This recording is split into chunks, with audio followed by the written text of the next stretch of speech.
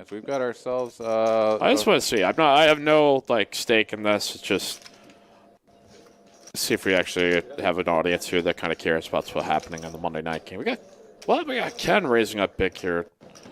We got a hand developing now. Yeah, we sure do. John here with the 2 black 10s. He's going to put in the smooth call here. Chase looking down at the 4s. Those were a gold mine for him earlier.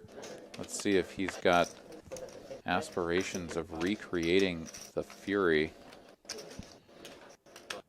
This is all making its way back to Quinn as well. So he's sort of like, he's going to show his cards over to Chaz. Like, look at these bad boys that I'm letting go of. And Andrew's got the my Black goodness. American Airlines Ken's here. worst nightmare right now.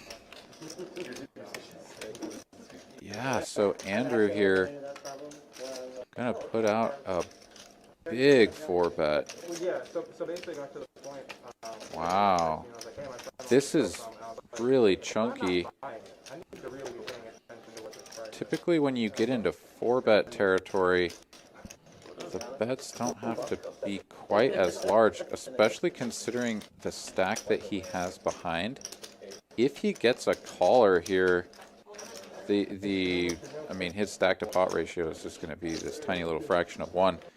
All of that is just sort of a moot point, though, because we've just got aces running into kings. John going to find his way out of this, thankfully being the player that just flat called first to act after Ken's open, so he's almost certainly going to get out of this. But now on to Ken, who's trying to decide if he should put in a raise or just call. Would be my estimation. I could be wrong. But Chat is exploding right now as Andrew, again, his 4-bet is half his stack, essentially. So I don't think Ken is a man who came here to fold kings, but he's presented himself a lot of really gross options here. As we wait out and see. Yeah, Ken, he's got to just be, the fact that he's sitting here thinking like this, he must actually be thinking that he's up against aces. He's going to, oh my God, he is going to fold! Ken! He's going to fold! Okay, so this is absolutely insane, right? So, like, hats off to you, Ken, for folding kings when your opponent actually has aces. The fact of the matter is that, the chances that is the correct fold are just relatively small ones. So anyway, he had a stretch where he was really good, and then it just seemed like everything just kind of collapsed on him, and just was never quite able to duplicate that success. And some people, they just lose their mojo. I don't know. I don't know if I want to dedicate a whole lot of time, but there was this time there where he was. Well, he was like he elite was a meme or the Twitter quote of the week every single week of parody is like, is Joe Flacco an elite quarterback? They just had such a dominant defense during those years as well. I think that really played into it. And then obviously, at times he played very well, and I think his supporting cast really stepped it up for him. So E here with the ace-king offsuit, going to put in the 4-bet here. John snaps in a call here in position, so we're going to go heads up to a flop. Ace-king against the king-jack. The Louise Hamley Broncos fans suffer together. Yeah. Do you guys... You haven't suffered that much, but it's, there's probably been some few testing errors. Both players miss. I'm speaking this as a Vikings fan, as you've just seen terrible defeat after terrible defeat, so it's... All right, E going to put out a 1/3 pot size bet of 250, and John isn't done with this yet with his backdoor king-high flush draw. The spade comes in too, so that gives E a card he can continue betting on. He still has the best hand, and John actually would probably be inclined to come along unless the price is just too damn high, but we will find out here shortly. As E contemplating his options here. Definitely going to continue. I think he should size this up as well. Maybe somewhere around 800, but let's see what he decides.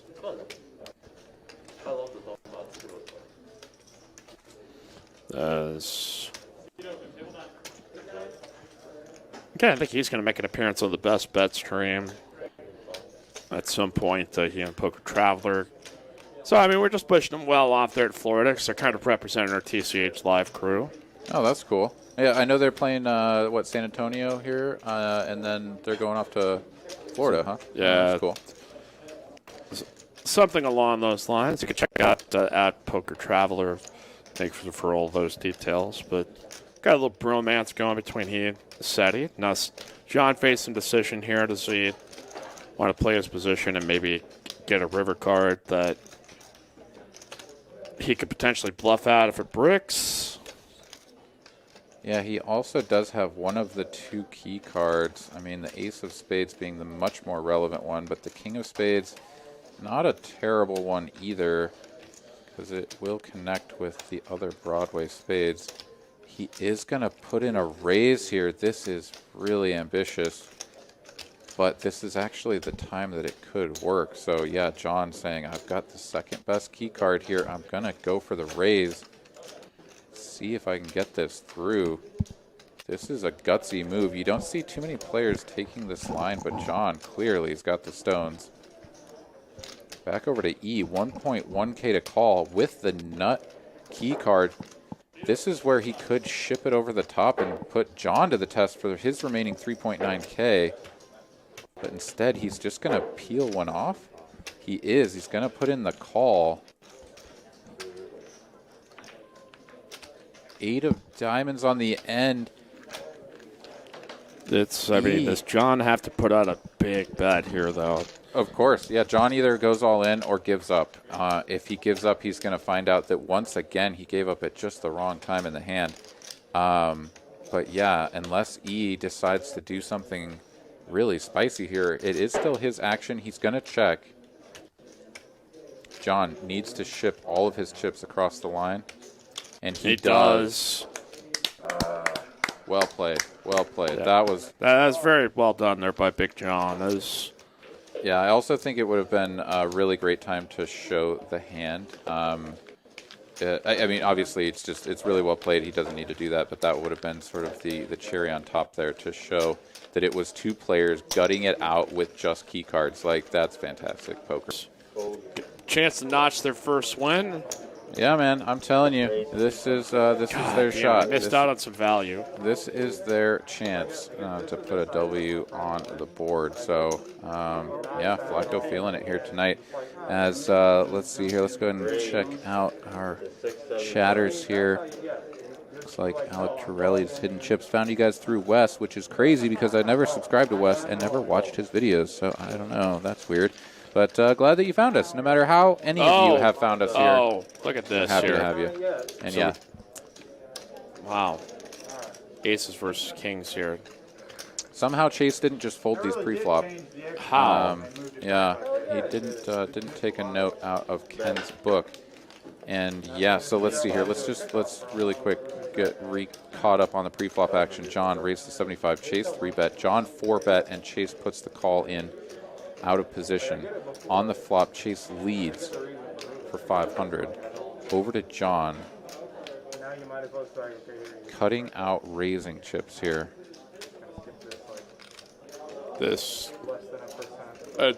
fact that we could run into this situation twice tonight is unfathomable. When we saw Ken fold, as the action dictated, enough to him that he could make what is technically the correct laydown with kings. Now Chase has been given a board here that is tough to get away from in some spots. That this is officially the Yeti cooler of the night. Yeah, so Chase, this is a situation that I have seen Chase evolve a lot on. I think there was a time not that long ago that Chase wouldn't have even thought about this. He would have been trying to pile his chips into the pot. And I have witnessed firsthand on several occasions getting mixed up in pots here just recently at TCH North Austin that Chase puts a lot more thought in with his big hands and is able to find the fold button at times. I can definitely tell that he is going through the progression here and genuinely giving credit to John for having aces solidly in his range. He's also trying to figure out, would he do this with queens? And the interesting thing about the donk lead here from Chase is that this is one of those times where it actually gives you some of the information that you could use to make this decision. Because if you take the traditional check-call line, your opponent will be doing it with all of their air, their overcards, their ace-kings, their maybe ace-queens, whatever they may have done a pre-flop 4-bet with. And they'll also be doing it with things like aces, queens, jacks, right? If those hands find a 4-bet as well. So he's going through that whole progression here, and after he puts out the bet and gets raised too, it also seems to narrow his opponent's range down even more. The number of bluffs are just pretty few and far between, honestly, and it looks like Chase is going to find the fold, and he does. Gets shown the aces, and Chase... I can't believe it. Chase makes the correct fold with kings there. Yeah, that's... Yeah, very well done there. That is... Man, Chase killing it. So we've got $20 double straddle. We got the big dummy Doc, who's tastefully put that on his head like a badass. All right. Tell me that was Damian Harris going out at the 10. Oh, changed and not today. Getting in. We got Asa Hughes, breaking news. It's a $170 buy-in, $7K guaranteed. That has been changed today. So I'm going to have to get used to saying this now. Sunday's now a $170 buy-in, $7K guaranteed prize pool. So yeah, a little bit extra up there. Come on out here to Texas Card House. Play on Sunday. All right, let's pump up that prize pool. That's what you like to see. And one of my favorite things is to come in here before the noon games kick off, play yourself some 1-2, some 1-3, watch those early games as it leads into the tournament, and then catch those afternoon football games on all the big screen TVs here at TCH Austin. As we've got Chase here flopping the overpair, Doc with the flush draw, flush draw as well, but way behind the equity of Doc.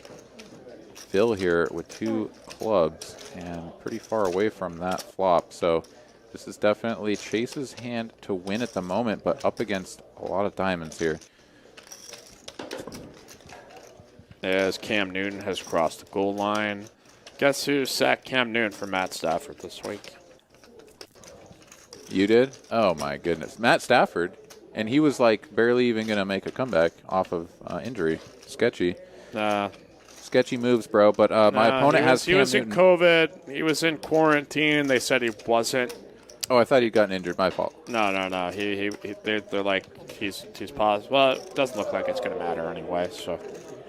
Yeah, Cam Newton's still sitting on 16 PPR points, so nothing too fancy. No, anyway. He was short of the goal line as we wait the decision here for Chase with the overpair. Slight overpair of the 7-high board. So I thought Cam had scored. It turns out he was just close. Okay. And here with 2 minutes remaining, Patriots with all 3 timeouts, 2-minute warning. 2 timeouts here for the Jets, Jets. As now we've got our way all the way back around. King High Diamonds calls, Jack High Diamonds calls. 8 peels on the turn. Holy moly, Toledo, Ohio. So this is really problematic for E. So not only was he, I think in that moment he was actually contemplating whether or not he was up against bigger diamonds with the way that it had played out, because there was a bet and a call in front. He goes ahead and closes the action. Now he's going to turn a pair, top pair. Check. Chase is going to keep going. This is a big chunky bet, though. And this might deter E. But, man, when you've got top pair and a flush draw, that is a really tough hand to let go. So he's going to take his time, think this one through. And he is going to put in the call. So 550 going in from E. Now Doc wondering, what on earth? I've got the king high flush draw here. And that's a bet and a call. Like, am I getting the price for this? And let's go ahead and look at that. 550 into a pot that's going to go up to 2,700. He's getting almost 5 to 1. I mean, Yeah, 5-1. That's pretty much where you would expect your equity to be. Of course, we know that E has 2 diamonds, so in fact, his shown equity there is actually lower than that, but typically that's right around the ballpark of what you're going to expect to have. So if Doc is going through that analysis himself, he's right on the border, and he is going to put it in. So a diamond on the end will seal the deal for Doc if it's not a 3. 3 of diamonds would be ultra sick. Not to be. Doc is going to pick up top pair there. So Chase, with a set of 8s, will have the best hand if we make it to showdown. E going to check. Over to Doc, who's now picked up top pair. This is a spot where we've seen him bet. Oh, no, it's going to be a huge mistake if he does. It is indeed. The thing is that this may not be intended to be a block bet, but what's going to end up happening here, most likely, is that if Doc puts out a bet, he would get to set his own price. In fact, we're just going to check down. Oh, no. Wow, Chase missed value from Doc for sure. Just going to take the pot. But that is a lot of money being shipped right over there. We will round third and head for home. Thank you to producer Asa, producer Carolyn, all of our dealers, floor staff. My name is Mike Gemblet here with AA Run. Signing off, saying so long, everybody. We'll see you next time. Thursday, Rampage is coming. You better be there. Good night, everybody. Yeah, good night, everybody.